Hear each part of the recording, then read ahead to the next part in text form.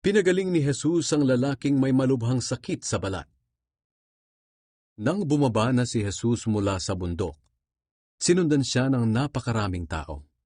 Lumapit sa kanya ang isang lalaking may malubhang sakit sa balat at lumuhod sa harap niya at sinabi, "Panginoon, kung gusto niyo po, mapapagaling niyo ako upang maituring akong malinis."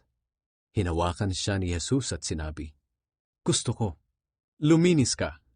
Agad na gumaling ang kanyang sakit at luminis siya.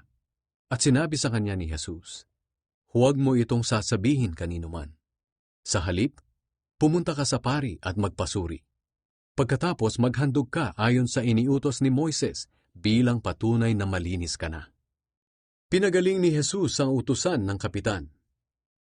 Nang dumating si Jesus sa bayan ng Capernaum, pumunta sa kanya ang isang kapitan ng hukbong Romano at nakiusap, "Panginoon, may sakit po ang aking utusan. Nakaratay siya sa bahay at nasa matinding paghihirap." Sinabi ni Jesus, "Pupuntahan ko siya at pagagalingin." Pero sumagot ang kapitan, "Panginoon, hindi po ako karapat dapat na puntahan niyo ang tahanan ko. Sabihin niyo na lang na gumaling siya at gagaling na ang aking utusan. Alam ko ito dahil nasa ilalim ako ng nakakataas na opisyal at may nasasakupan din akong mga sundalo. Kapag sinabi ko sa isa, 'Pumunta ka roon,' pumupunta siya. Kapag sinabi kong, 'Halika,' lumalapit siya. At kung ano pa ang iniuutos ko sa aking alipin, sinusunod niya." Namangha si Jesus nang marinig niya ito. At sinabi niya sa mga taong sumusunod sa kanya, "Sinasabi ko sa inyo ang totoo, hindi pa ako nakakita ng isang tao sa Israel na may ganitong pananampalataya. Sinasabi ko rin sa inyo na maraming hindi Hudyo mula sa iba't ibang dako ang kakaing kasama ni na Abraham, Isaac at Jacob sa handaan ng paghahari ng Diyos. Ngunit maraming Hudyo na paghaharian sana ng Diyos ang itatapon sa matinding kadiliman sa labas. At doon ay iiyak sila at magngangalit ang kanilang mga ngipin." At sinabi ni Jesus sa kapitan, "Umuwi ka na. Mangyayari ang hinihiling mo ayon sa iyong pananampalataya." At ng oras ding yon ay gumaling ang utusan ng kapitan. Maraming pinagaling si Jesus. Pumunta si Jesus sa bahay ni Pedro. Pagdating niya roon, nakita niya ang biyanang babae ni Pedro na nakahiga at nilalagnat. Hinawakan ni Jesus ang kamay ng babae at nawala ang lagnat nito. Bumangon siya at pinagsilbihan si Jesus.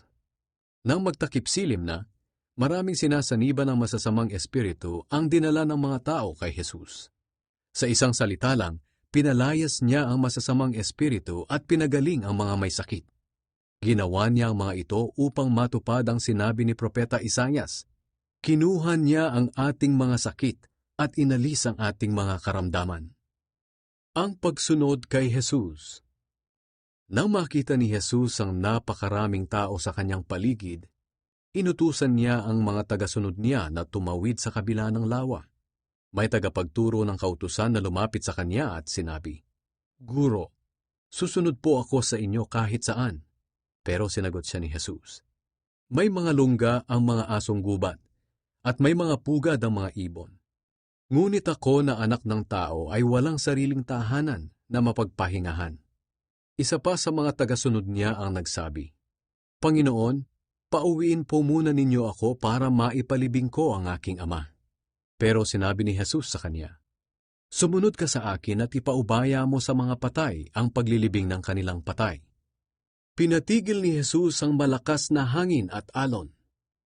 Sumakay sa bangka si Jesus at sumama ang mga tagasunod niya.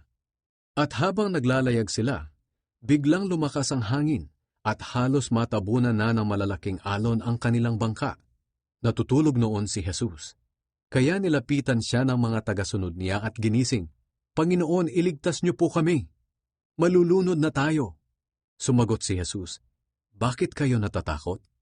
Kay liit ng inyong pananampalataya." Bumangon si Jesus at pinatigil ang hangin at ang mga alon. At biglang kumalma ang tubig. Namangha ang mga tagasunod niya at sinabi, "Anong klaseng tao ito? Kahit ang hangin at mga alon ay napapasunod niya." Pinagaling ni Jesus ang dalawang lalaking sinasaniban ng masasamang espiritu. Nang dumating siya sa kabila ng lawa sa lupain ng mga Gadareno, Sinalubong siya ng dalawang lalaking galing sa mga kuwebang libingan. Ang mga lalaking ito'y sinasaniba ng masasamang espiritu. Napakababangis nila, kaya walang nakakadaan doon. Sumigaw sila kay Jesus, "Ano ang pakialam mo sa amin, ikaw na anak ng Diyos? Pumunta ka ba rito para pahirapan kami nang wala pa sa takdang panahon?" Sa di kalayuan ay may malaking kawan ng baboy na nanginginain. Nakiusap ang masasamang espiritu sa kanya, "Kung palalayasin mo kami, payagan mo na lang kaming pumasok sa mga baboy na iyon." Sinabi ni Jesus, "Sige, umalis kayo." Kaya lumabas ang masasamang espiritu sa dalawang lalaki at pumasok sa mga baboy. Nagtakbuhan ang buong kawan ng baboy pababa ng burol, nagtuloy-tuloy sa lawa at nalunod. Tumakbo ang mga tagapag-alaga ng mga baboy papunta sa bayan at ipinamalita ang nangyari sa mga baboy at sa dalawang lalaking sinaniban ng masasamang espiritu. Kaya lumabas ang lahat ng tao sa bayan at pinuntahan si Jesus. At nakiusap sila na umalis siya sa lugar nila.